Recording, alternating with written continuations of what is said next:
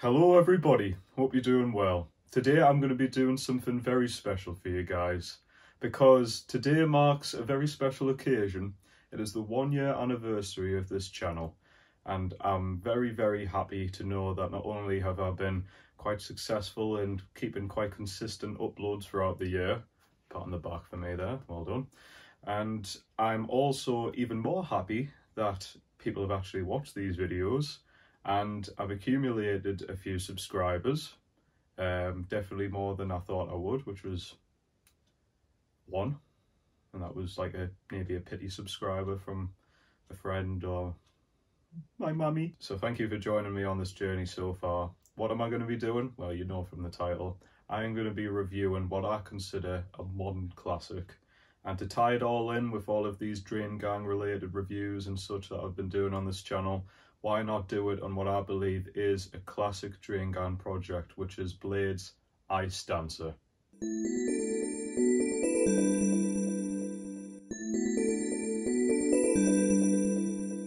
Bladee's Icedancer mixtape came out on the 29th of December 2018, and I feel was a time where it was a very interesting turning point for Bladee and Drain Gang followers, because in my opinion 2018 was a breakout year for Bladee.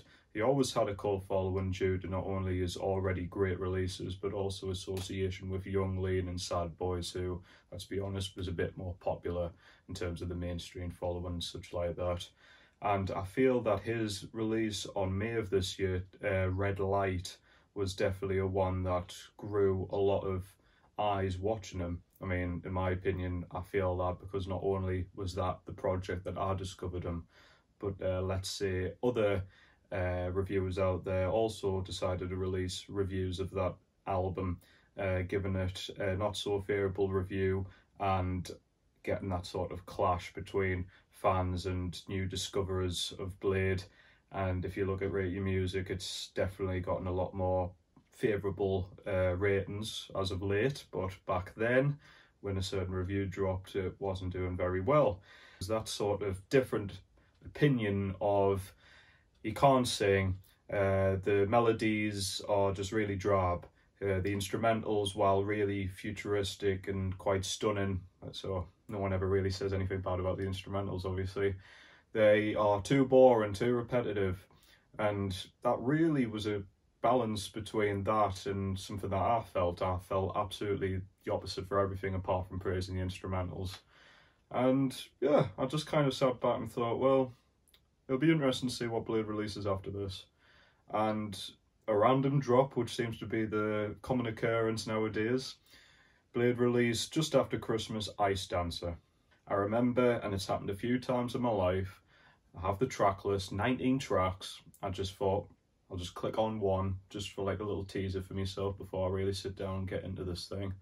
And I had to choose Be Nice to Me, just because of the title.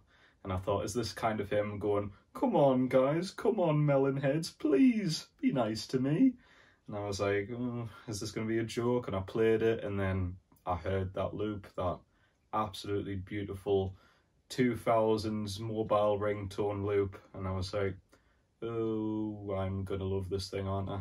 And obviously I do. Now, why do I especially love this project more than anything else by Bladee is a good question.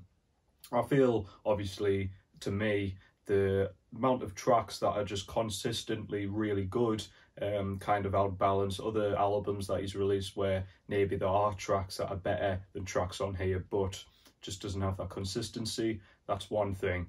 Bladee's melodies on this whole thing, in my opinion, he doesn't fall off. There's no potholes. He is consistently amazing with all of these melodies, and whether or not you don't notice it on the first listen, that's another point as well. I'll admit it's taken a lot of listens for me to really get hypnotized by these melodies, and you could say that for anything, couldn't you? I know, like, if you listen to something so many times, you're gonna get it in your head, but there's something really mesmerizing about the melodies on this mixtape that it's just become one of those things where I can be in the shower, I can be pottering about in my room, I could be going for a walk, I could be doing anything, doesn't matter, and just a random melody will just shoot into my brain and I'll just keep it in my head for hours. Any track on here really. And what I want to especially go on about is the production on this thing, which is awe-inspiring. It is absolutely magical, and I really feel I'm certainly not putting down any other real producer that's prominently worked with Bladee. Of course, White Armour, of course, Good, of course, anybody really. They've always been really good, but I always feel they've really hit the nail on the head with this production on this project because of Rip Squad. And it's became a thing, I know, where you generally throughout a whole project you get a consistent producer to stay with Bladee on a whole project. And this one, I feel Rip Squad is just they're my favourite producers that work with Bladee, and I mean, because of how much I love this project, they've got to be up there with one of my favourite producers of all time. Now, from getting into this thing, I've went back and I've listened to other Rip Squad and Bladee sort of collaborations, and I realised that a lot of them, which are usually just singles, but a lot of them are some of my favourite Bladee songs. I'm talking about, I mean, Gotham City, amazing single. Talking about Black Boy, which is an Echo 2K song off the sort of collaboration between Tyboy, Echo 2K and Bladee that they've done in 2017, I believe. That project, that's one of my favourites Drain Gang songs ever. There's just so many. I mean, Rain Check is beloved by loads of people. And I always want to give a shout out to Destroy Me. I think that's a criminally underrated single by Bladee as well. Love that tune. And yeah, I absolutely love Rip Squad's production, and Joy Oh Joys, they are pretty much on every single song on here. Their ear for beats is just amazing because it is like kind of trap, I know, but just the sound of it, it's just so otherworldly, and I just get really energetic when I hear these tracks, and especially the instrumentals on them. They just have like an explosive like atmosphere to them. I can't really describe it. It is literally otherworldly. I absolutely adore it. And their use of these, again, I want to use the word quirky, samples of things, I feel has become really popular in the sort of underground SoundCloud hip-hop which you're getting, which is usually influenced by sort of cute aesthetics and such like that. It's quite hard to describe. Stuff that has like glitchy elements and stuff, so I'm thinking of stuff like Alice Gas, Mixed Matches, Reptilian, Boys Club, stuff like that. And I feel that the way that the production works on here has this sort of, it's kind of in a way something that you would get on Vaporwave, where Bladee on his previous Red Light project was always obsessed with sort of just materialistic objects, but on this I feel they've taken it to a point where it's almost become a parody, very self-referential and self-aware. I think Smart Water kicking things off is just a great way to start it, because it's kind of like a calling and a welcoming to come into this world. And I feel that because as soon as it starts off, Bladee does his auto-tune angel calling, and like I say, it's kind of like a beckoning calling auto-tune. I love the pluggy synthesizers Rip Squad uses on this whole thing. Obviously, like I say, great beat, and all of the tidbits of great lyrics, and the way that Bladee flows on this is very diverse. He starts off quite slow pace, but picks up the pace and does these sort of choppy but always catchy tempo shifts and stuff with his flow. I think this is a great way to kick things off, and leads to this small collection of songs. Even though there's 19 tracks on this thing, they're all quite short, and I feel that the flow of this whole mixtape is great. They all usually flow into one each other very well, and the sort of jump between the second track, which is OK, Mall Freestyle, and then of course Be Nice to Me, I feel that whole thing works as its own one big track. OK starts off with this just beautiful, haunting and hypnotic, again, I don't know what you would call it, like sort of moody synthesizers, and the sort of very floaty and very cloudy, and they just work really well with Bladee's subdued vocal delivery on this track. The next track straight into it is Mall Freestyle, which contains a very humorous ending, but I personally really love just again, that sort of idea of you're a mall whore. What I was referencing before about Bladee becoming self-aware about how materialistic objects does not help about someone's, you know, mental well-being, and he just name drops all of these really high-end fashion industries and such like that, which might be really redundant to some people, thinking, yeah, you get that a lot with hip-hop, but the way it's done in here, like I say, is kind of postmodern. Love this track, and then of course it goes into Be Nice to Me, which is probably Blade's most famous track, I'd say, by now. And again, that whole synthesizer chip tune-ish melody that Rip Squad uses to kick things off, it's just instantaneously really catchy, and just, like I say, really welcoming and just quite happy sounding, which is quite rare to say about Blade's music, at least at this sort of era. And yeah, great sort of, I'd say, pretty much anthemic hook that Bladee does. Very suitable because of just how great the instrumental is on here, and I can't really fault it, to be honest. And then it goes into the next track, which is quite an older track. I think it's the only one that wasn't maybe done around this point. I believe it was released as a single a couple of years back, but because it was released as a Christmas single, it works. We're talking about a song called Frosty the Snowman, and even though it's kind of from a different era, I think it fits pretty much perfectly on this project. You're thinking the song called Frosty the Snowman, but yep, that's the sort of quirk that you get a lot with Bladee, and it's a great track, and just again, really catchy sort of hook on here, and I can't fault it.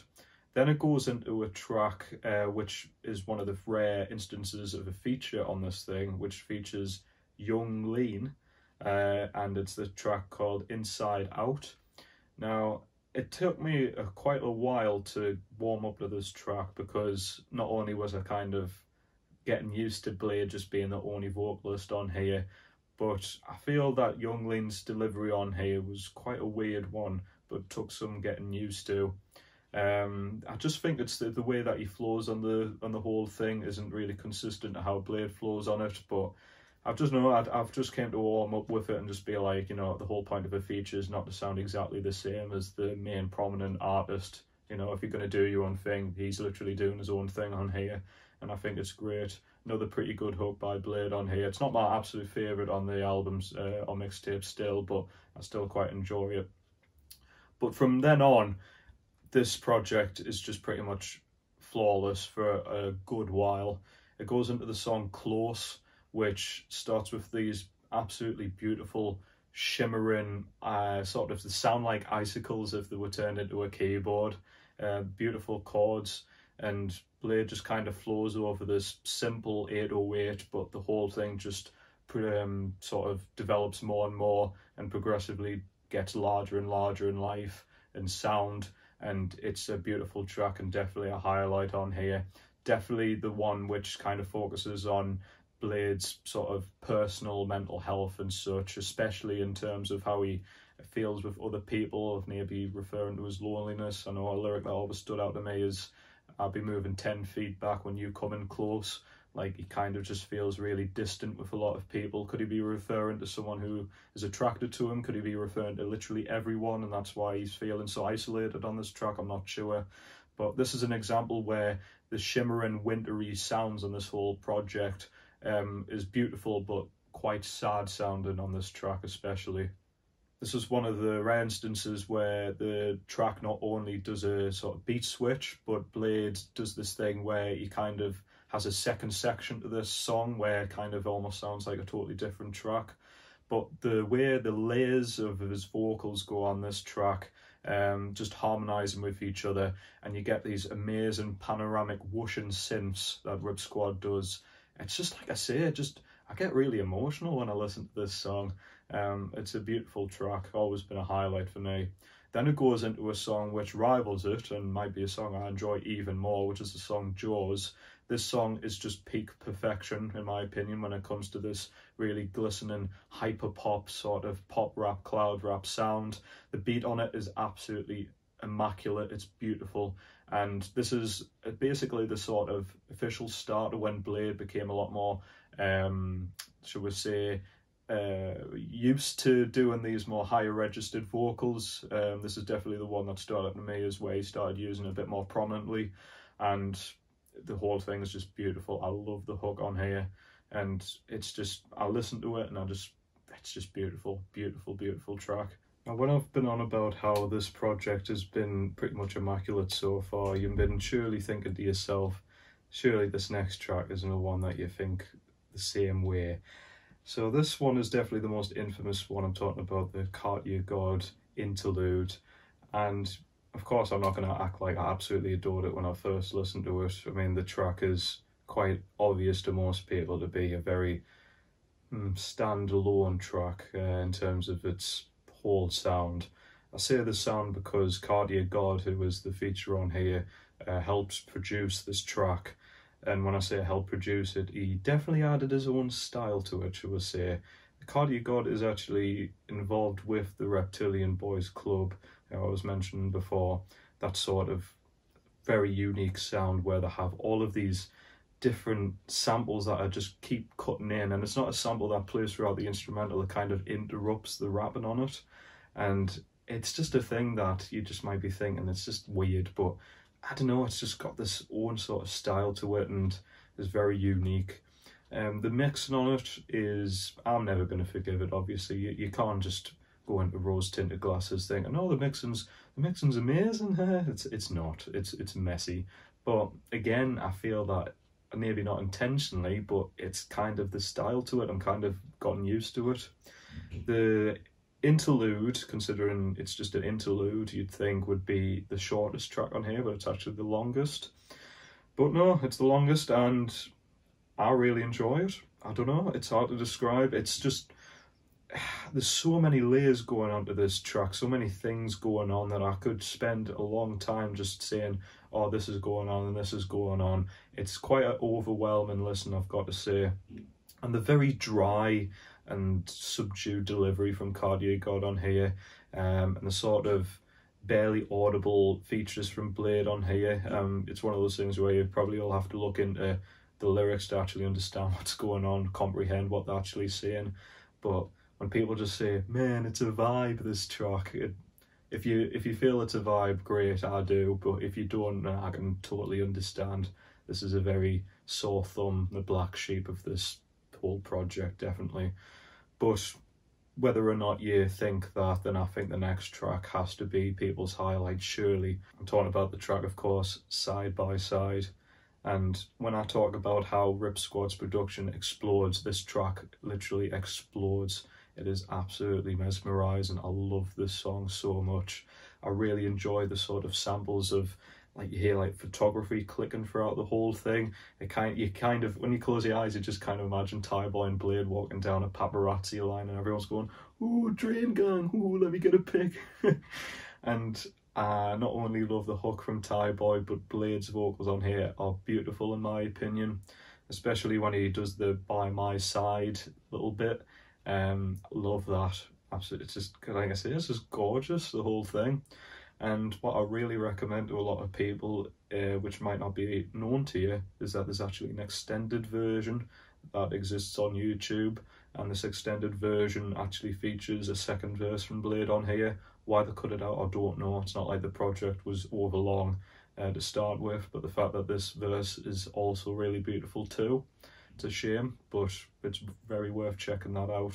So, like I say, this is just a peak love song. It's beautiful. Love this track, and the fact that Tyboy sang this at his wedding just adds to it. It's great, man. Love this track so much. Then we've got Top Man, which is a fan favourite for sure, and I've got a sort of a love and hate relationship with this thing. At first, I definitely thought it was one of the weakest songs on here.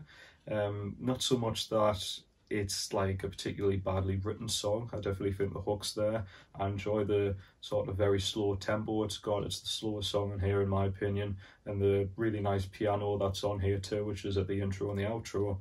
But the thing that always kind of got me out of this track, which is a specific section where Bladee does this very shouted delivery, and it's so overbearing and clips that it's just, you know, that specific moment where It's kind of like Kanye West's Runaway, where he does that auto-tune guitar solo sounding thing at the very end. It's kind of that, but taken to another level. And it only lasts for a couple of seconds, but every time I listen to it, even now, I just kind of go, ah. And some people might think that's like really expressive, maybe quite a cathartic moment, but I don't know. That's the only section on this whole entire mixtape where I've been a bit funny on, but apart from that, it's still a good track. I've always found Blade's whole style very cathartic, and whilst it doesn't really sit with me too well, that section on top, man, this next track is extremely cathartic. The whole track of Waster, which although very short, is one of the most expressive and haunting tracks Blade's ever done. I absolutely love the production on here. Rip Squad brings a fantastic melody as usual, but Blade's vocals on here, again, it might be a sort of love and hate for some people, but he's got this very breathy, and it just sounds like he's pretty much lost it on here. They're quite high pitched and very sort of strung out and strained, but for the lyrical topics, it kind of suits it. He's really playing a character on this, and it's just kind of like the whole track is just like this person, whether it is him or not, who's just messed up his whole entire life. Especially the part where he says, I'm sorry, Mom, I know you hate to see me this way. It's just like, it's really sad. And just a person who's just completely obsessed with drugs, and just can't seem to find a way out, and in a totally depressed and self-hatred state. And I don't know why I find this track just so beautiful, but I really do. And it's just one of my absolute favourite Blade songs he's ever done, easily. Next track, Special Place, has always had a special place to me as well, because to me this track has always sounded like a person who has kind of had this very toxic relationship with somebody, and to escape from it, or to escape from any other issues, this person has found their own special place, kind of like a little hideaway, just a place where they don't feel like they're getting affected by anything. The way this track sounds, it's kind of like the track Sanctuary, you know, the Kingdom of Hearts 2 track. It's kind of got that sort of style where this person wants to escape from all of the issues life brings and just has their own little comfort zone. The sort of moody, quickly played guitars, I believe they are, throughout this track, it ends up making this sound kind of like a trap-based indie rock emo pop track, and really enjoy this song a lot. And then we've got the next track too, which a lot of people aren't too big on, but I personally feel is pretty good. I'm talking about DG Jeans, which is a one where it's definitely not like it's not the best track on here. I kind of feel like you can listen to it and it might just wash over you and just not really sound like anything in particular. I mean, I'll not say it's the best track on here, absolutely. It's probably one of the weaker ones, but I still think it's really good. Again, I think it's one of those earworm hooks that might just have to take multiple listens for you to really get into. And at the same time, it's just, I think it's purposely made quite ambient sounding. But what I think is great about this track, even though it literally happens at the very last second, is the track works brilliantly with the following track. This track just immediately kicks off with, in my opinion, one of the better hooks that Blades came up with. And I really enjoy this whole hook. I mean, the fact that he actually carries this same hook throughout the whole track might be a bit derivative to some people, but it just really works for me. Just the fact that the guys came up with a melody where he sort of strains his vocals but also does a diminuendo and gradually goes down. It just really works just fantastically, and I think this is, again, quite an underrated track in my opinion. It's one of my favourites on here. Then we've got LinkedIn, which is yet another bopper of a track. Fantastic vocal performance and hook by Blade. This features PJ on top of Rip Squad doing the production, and again, it's just got a really just warming and beautiful sound to the whole thing. I just like especially the lyric, "Put me on the list, vermin let me in."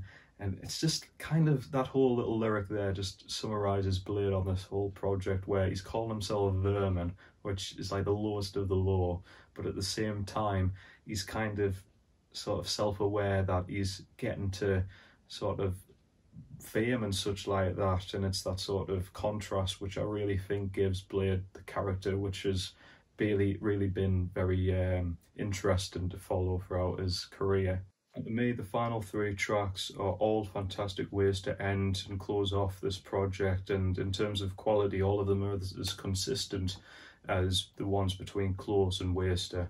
First off, we've got For Nothing, which is one of the rare but always appreciated instances where Bladee is on an instrumental which always quite digital and futuristic sound, and actually matches that up with some sort of authentic instrumentation, mainly here an acoustic guitar.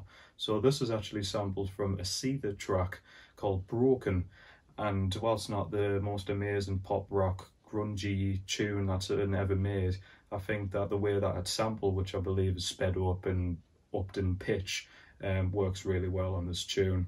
And I think once again, the way that Bladee flows on this is just fantastic, and just kind of shows how diverse he can really be. A very suitably melancholic number where Bladee details how he's a human being. He kind of lives his life and does mundane, trivial things that we do in our own lives too, but seems to be very judged by a lot of people who seem to expect, because he's a bit of a celebrity in a way, that he should be doing always above average things, always 24/7. I think this sort of self-awareness is something which really helps continue this little story of being obsessed with materialistic things, because maybe he feels like he needs to live up to this reputation, this pedestal that people such as fans and media critics and such like that put him on.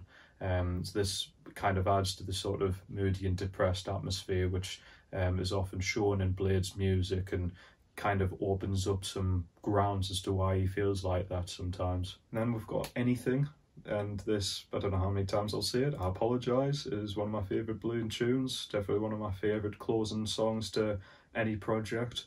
This is like a part two to the previous track, For Nothing, because where that track was saying wake up in the morning, this track actually sort of wraps it up by saying that he's back to bed again. And it's a track which I feel kind of wraps everything up in a really nice bow, because he focuses on pretty much everything which was covered into what was previously covered on the other tracks, which is materialism, anxiety, depression, other things which kind of plagues Blade's mind, and things that where he kind of tries to put them two together, where this fear might actually help them. For example, he might put himself down about his looks, but if he pays 50k so his face pretty, then that might help things out.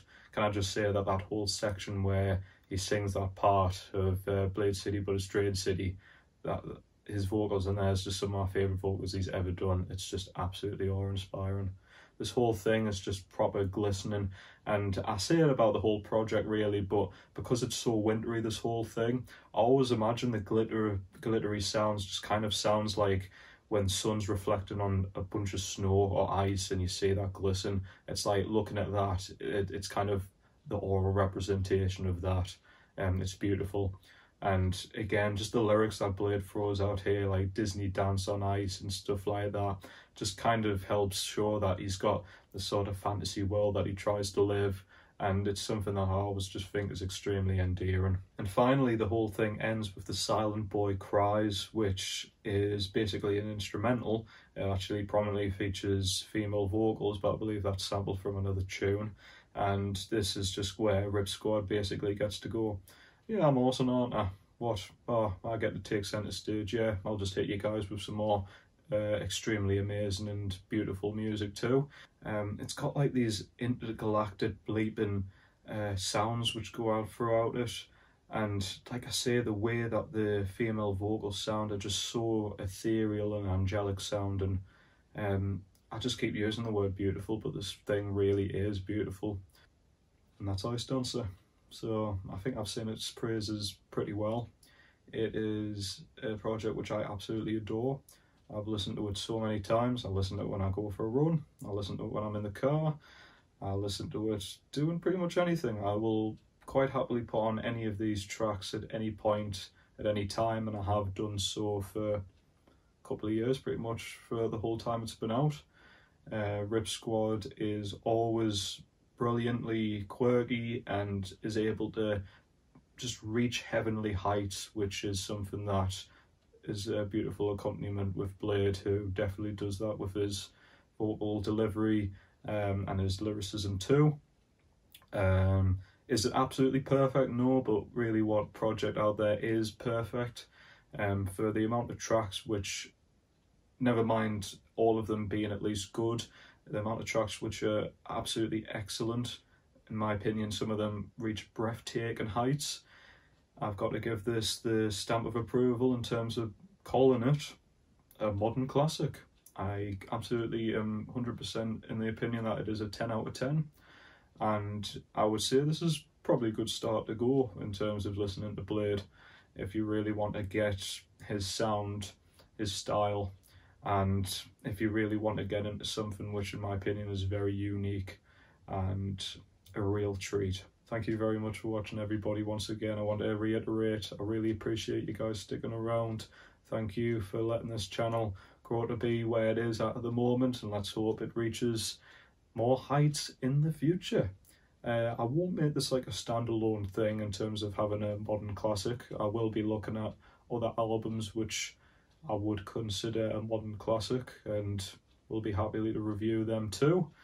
And that's it. So thank you very much for watching, everybody. Hope you're taking care of yourselves. Bye for now.